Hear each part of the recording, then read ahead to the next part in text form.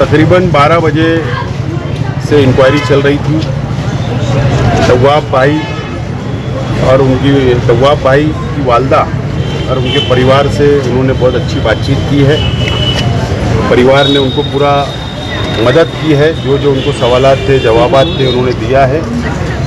और तव्वाब भाई की वालदा ने मुझको बताया कि कुछ जन्म दाखले और कुछ मैयत के दाखले, ऐसे कुछ जो रिकॉर्ड में यहाँ पर वो रखता था तव्वाब हमेशा, वो उन्होंने साथ लेकर गए। और इसलिए वो यहाँ पर घर पर रखता था कि उसके पास जन्म मृत्यु का डिपार्टमेंट था, वो कलर का था। और कब्रिस्तान में जाकर रिकॉर्ड हासिल करना, कारपोरेशन लेकर जाना मैयत का, वहाँ रिकॉर्ड बनाना, और आम तौर पर ताल्लुकात की बिना पर इलाके की और शहर की आवाम उससे रब्ता करती थी, तो वो बना के घर पर लाकर रखा करता था ताकि वो आवाम की मदद कर सके। इसलिए जन्म दाखला और मैयत का दाखला यहाँ पे रखा करता था। अगर तव्वाब के मन में कोई चोर होता तो वो घर पे नहीं रखता था, वो हटा देता था। एकदम सीधा साधा वो इंसान है। बहरहाल जो ईडी के ऑफिसर जो आए थे, उन्होंने कुछ जन्म दाखला वगैरह लेकर गए हैं, इंक्वायरी करके गए हैं, पंचनामा करके गए हैं। पंचनामे की कॉपी परिवार को दी गई है। अब ठीक है, जाने के बाद वो क्या कदम उठाती है ईडी, उसके ऊपर हम लोगों की नज़र है। और जो भी वो कदम उठाएगी, कानूनी तौर पर हम लोग उसका माइनॉरिटी डिफेंस कमेटी, मुस्तकीम डिग्निटी साहब, एडवोकेट अजीम खान साहब, एडवोकेट तौसीफ साहब, एडवोकेट आरिफ वकील साहब, और हम सब लोग मिलकर उसके ऊपर सलाह मशवरा करेंगे। और अगर कोई कदम ईडी बढ़ाती है तो ज़रूर हम कानूनी तौर पर कानून से हम लोग लड़ाई को लड़ेंगे। आज बहुत सारे मामला कोर्ट में भी पेश आए। जिन लोगों की बेल रखी गई थी उनकी बेल रिजेक्ट हो गई। केला झोपड़पट्टी को नोटिस बढ़ गया। ईडी की रेड, एक दिन में कई मुसीबतें मालेगांव शहर पर। अब ऐसा है कि आप लोग देख रहे हैं कि पार्लियामेंट के इलेक्शन के बाद से मुसलसल मालेगांव शहर के अंदर कोई ना कोई मुसीबत आ रही है। परेशान किया जा रहा है, बदनाम किया जा रहा है। और आज भी जितनी ज़मानत की अर्जी हम लोगों ने रखी थी, वो तमाम ही ज़मानत की अर्जी रद्द हो गई है, रिजेक्ट कोर्ट ने किया है। इससे पहले भी कई ज़मानत की अर्जी रिजेक्ट हुई है।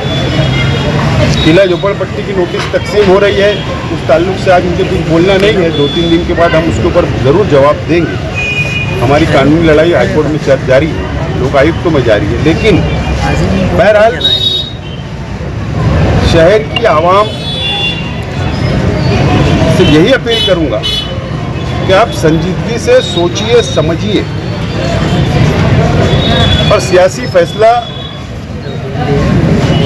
लेना चाहिए। आइंदा दिनों के अंदर हम लोग सियासी फैसला नहीं लेती शहर की आवाम, और सियासी लोग हमेशा ताकतवर होते हैं। वो वक्त की हुकूमत से लड़ सकते हैं, वक्त की हुकूमत से आंख में आंख डाल के बात कर सकते हैं। यही फ़र्क होता है सियासी लोगों में। और उम्मीद है कि शहर की आवाम अब सियासी सूझबूझ रखेगी। कल एमएलए मौसूफ ने कहा कि आप मुनाफिकाना रवैया इख्तियार किया जा रहा है शहर में। बचकाने लोग बचकानी बात करते हैं। मैं बोला ना 2 दिन बाद उसका जवाब दूंगा। अक्ल का पता नहीं होता तो इस तरीके की बातें होती है।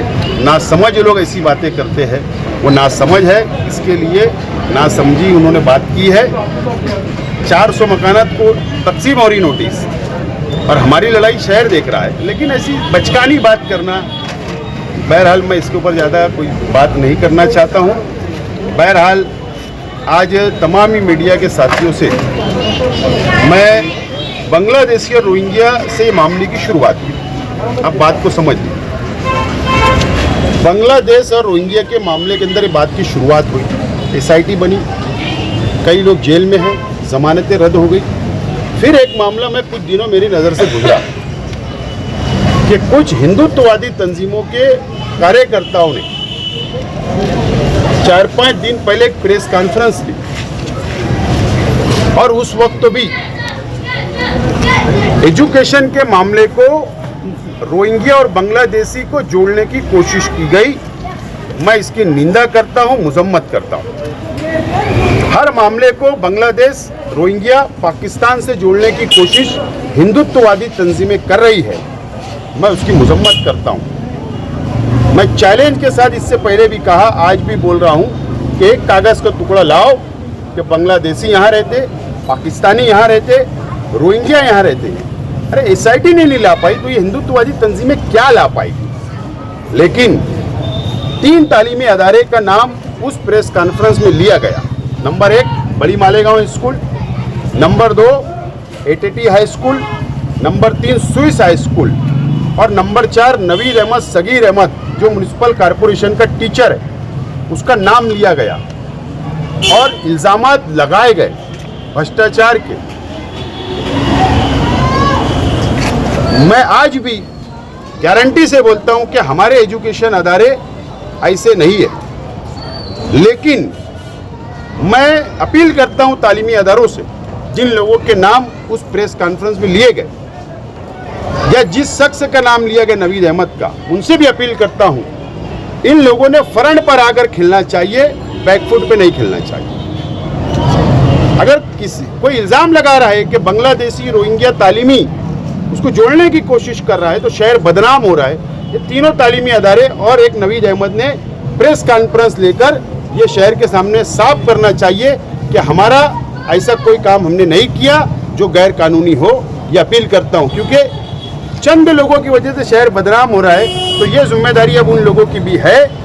अगर ज़रूरत है, अगर 19-20 कहीं हुआ होगा तो ज़रूर हमारे जैसे लोग, जैसे हमने आजा बांग्लादेशी, रोहिंग्या के मामले में डिफेंस कमेटी बनाई, ज़रूरत पड़ने पर मदद की जाएगी, लेकिन सामने आकर प्रेस कॉन्फ्रेंस लेकर सफाई देना ज़रूरी है, न तो शक और गहराता जाएगा और मुसीबतें बढ़ती जाएगी।